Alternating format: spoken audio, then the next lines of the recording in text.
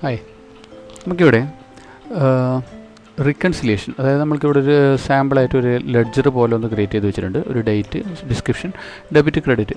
നമുക്കറിയാം description reconciliation എന്ന് പറയുന്നത് ഉദാഹരണത്തിന് ഡെബിറ്റ് ക്രെഡിറ്റുമുള്ള സെയിം ഫിഗേഴ്സ് ക്ലിയർ ചെയ്ത് പോകുക എന്നുള്ളതാണ്.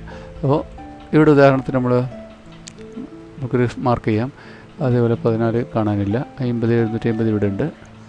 ഇതിങ്ങനെ മാനുവലി നമ്മൾ ചെയ്ത് പോവുകയാണ്. സാധാരണഗതിയിൽ മാനുവലി ചെയ്ത് പോവുകയാണ്. 95 നമ്മളിപ്പുറത്ത് ഒരു 95 കണ്ടുപിടിക്കണം. അത് 58 നമ്മൾ ഡെബിറ്റിലും ക്രെഡിറ്റിലും ഒരേ ഫിഗർ കണ്ടുപിടിക്കണം. 57, 95 കുറച്ച്, അതായത് നമുക്ക് കുറച്ച് മാനുവലി നമ്മൾ പരിധി എടുക്കുകയാണെങ്കിൽ കുറച്ച് ബുദ്ധിമുട്ടുള്ള കേസാണ്. ഇതിന് കുറച്ച് ചില ടെക്നിക്കുകൾ, 2-3 ടെക്നിക്കുകളുണ്ട്. അതിലൊരു ടെക്നിക്കാണ് നമ്മളിവിടെ നോക്കാൻ പോകുന്നത്.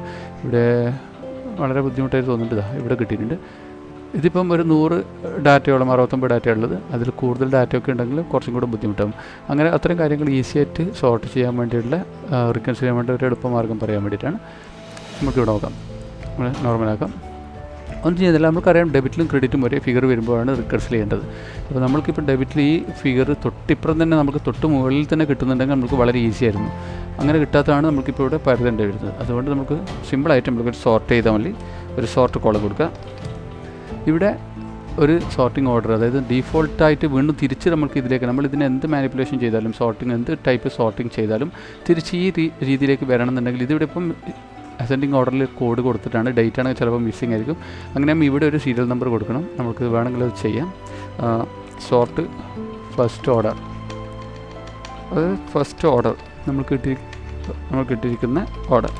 ഓക്കെ, അത് നമ്മളൊന്ന് ഡിഫോൾട്ടാക്കി വെക്കുകയാണ്. നമുക്ക് ഇനി എന്ത് മാറ്റം ഇവിടെ വരുത്തിയാലും നമുക്ക് ഇതിലേക്ക് തിരിച്ചാൽ മതി, ആ സോർട്ടിംഗ് ഓർഡറിലേക്ക്. ഇവിടെ നമുക്ക് സോർട്ടിംഗ് റിക്കൺസിന് വേണ്ടിയിട്ടാണ്.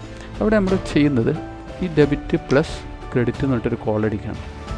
ഇക്വേഷൻ കൊടുക്കണം. ഡബിൾ ക്ലിക്ക് ചെയ്ത് അല്ലെങ്കിൽ വലിച്ചിട്ട് താഴത്തേക്ക് വലിക്കുക.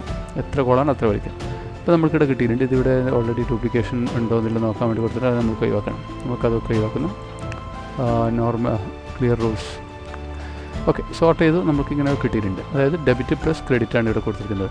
ഇനി നമുക്കൊന്നും വേണ്ട, നമ്മൾ ഇവിടെ നിന്ന് സെലക്ട് ചെയ്ത് ഇങ്ങോട്ടേക്ക് എടുക്കാം. നമുക്കറിയാം ഈ ഭാഗത്തും സെലക്ട് ചെയ്ത് അടുത്തോട്ടേക്ക് പോയിട്ട് സോർട്ട് അടിച്ച് കഴിഞ്ഞാൽ നമ്മൾ ഈ മോഡൽ തന്നെ സോർട്ട് ചെയ്യും. അതല്ലെങ്കിൽ സാധാരണ സോർട്ട് എടുത്തിട്ട് വെറും സോർട്ട് ഫസ്റ്റ് ഓർഡറല്ല, സോർട്ട് വെച്ചിട്ട് സ്മോളസ്റ്റ് ടു ലാവസ്റ്റ് അങ്ങനെയെങ്കിലും സോർട്ട് ചെയ്യും. നമുക്കറിയാം ഇത് രണ്ട് റിക്കൺസിലായി പോയിട്ടുണ്ട്. അപ്പം ഇവിടെ നമ്മൾ മാർക്കിങ്സ് കൊടുക്കാം. നമുക്ക് മാർക്കിംഗ് കൊടുക്കാം.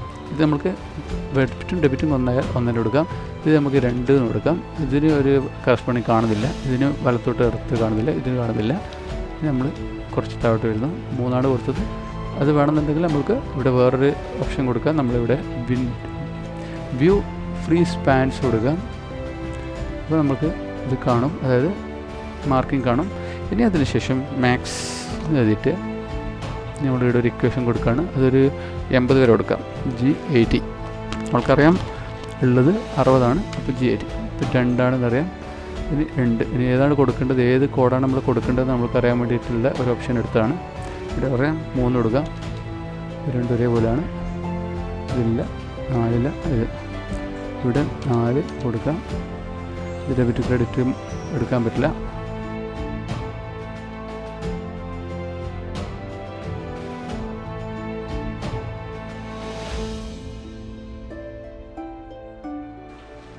ഇത്രയാണ് നമുക്ക് ഇത്രയും കിട്ടിയിട്ടുണ്ട്.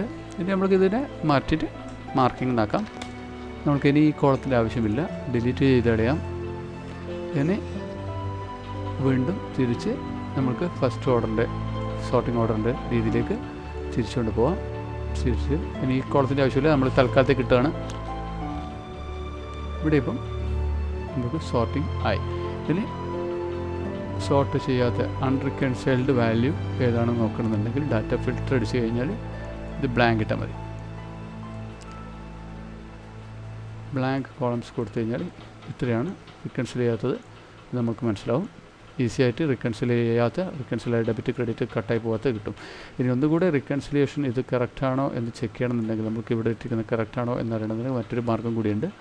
നമ്മൾ ഇവിടെ വെക്കുന്നു, പിവറ്റ് റിപ്പോർട്ടിങ് പോകുന്നു, സെറ്റ് പിവറ്റ് റിപ്പോർട്ട് പോകുന്നു, മാർക്കിംഗ് എടുക്കുക, ഡെബിറ്റ് എടുക്കുക, ക്രെഡിറ്റ് എടുക്കുക. സമ്മല്ല വാല്യൂസ് സമ്മാക്കുക, കൗണ്ടല്ല സമ്മാക്കുക. നമുക്കറിയാം രണ്ടും ഈക്വലായിട്ടാണ് കിട്ടിയിരിക്കുന്നത്. ഈക്വൽ അല്ല എങ്കിൽ നമ്മൾ ചെയ്തതിലേതെങ്കിലും മാർക്കിങ്ങിൽ മാറിപ്പോയിട്ടുണ്ടെങ്കിൽ അവിടെ കാണിക്കും. ഇവിടെ കറക്റ്റായിട്ട് കിട്ടിയിട്ടുണ്ട്. ഇവിടെ ഇത് ബ്ലാങ്കാണ്, അത് പ്രശ്നമല്ല, ബാക്കിയുള്ളത് മാത്രമേ നോക്കേണ്ടുള്ളൂ. അപ്പോൾ കറക്റ്റാണ്, ഡിലീറ്റ് ചെയ്ത് കളയാം. ഇവിടെ മാർക്കിംഗ് വന്നിരിക്കുന്ന കാര്യങ്ങളൊക്കെ റിക്കൻസിലായി പോയതാണ്.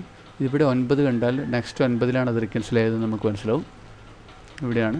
ഇവിടെ 8 എന്ന് പറഞ്ഞാൽ ഇവിടെ തന്നെയാണ്. ഇവിടെ 11 എന്ന് പറയുമ്പം അടുത്ത് 11 എവിടെയുള്ളത് നമുക്ക് ഇവിടെയാണ്. 11 ഇവിടെയാണ്. അപ്പോൾ റിക്കൻസിലേ ചെയ്യാനുള്ള മാനുവൽ റിക്കൺസിലേഷൻ തന്നെയാണ്, പക്ഷേ ഒരു സോർട്ടിംഗ് മെത്തേഡ് വെച്ചുകൊണ്ട് ഫാസ്റ്റ് ആയിട്ട് ചെയ്യാൻ പറ്റുന്ന ഒരു മെത്തേഡാണ്. ഇഷ്ടപ്പെട്ടെങ്കിൽ ലൈക്ക് ചെയ്യുക, സബ്സ്ക്രൈബ് ചെയ്യുക.